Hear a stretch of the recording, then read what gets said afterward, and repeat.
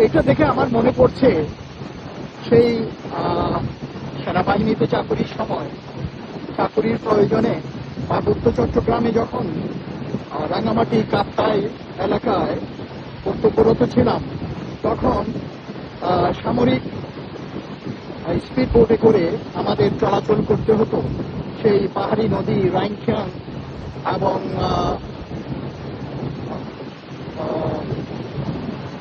রাইনখাং নদী, তারপর কাসালং নদী, এইসব করে।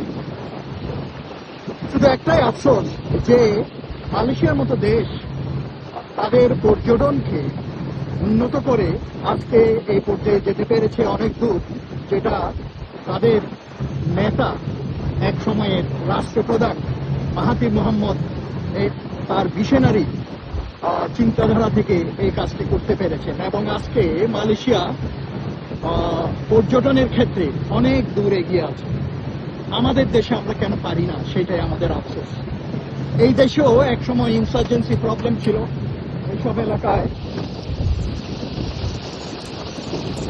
এবং সময়ের আবর্তে তারা সেটা সমাধান করতে পেরেছে। আমরাও আমাদের রাজনৈতিক নেতাদের সততার কারণে, দেশপ্রেমের অভাবে এবং তাদের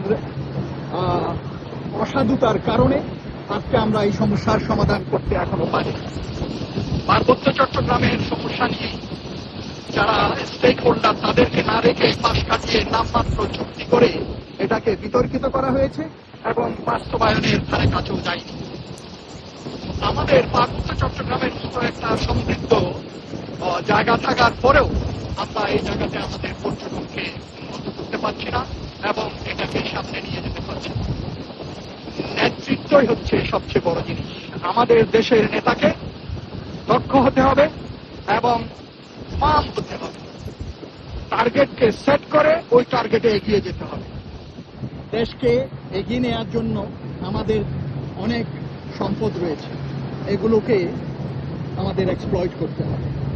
কাজেই এখন এই মুহূর্তে যে কথাটি বলতে চাই সেটা হচ্ছে আমাদের পার্বত্য চট্টগ্রামকে সমস্যা মুক্ত করে দেশি এবং বিদেশি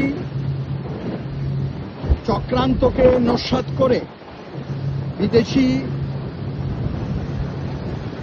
এজেন্ট যারা দেশের স্বার্থের বিরুদ্ধে কাজ করছে তাদেরকে নির্মূল করে আমাদের এই পার্বত্য চট্টগ্রামকে একটা পর্যটনের স্বর্গ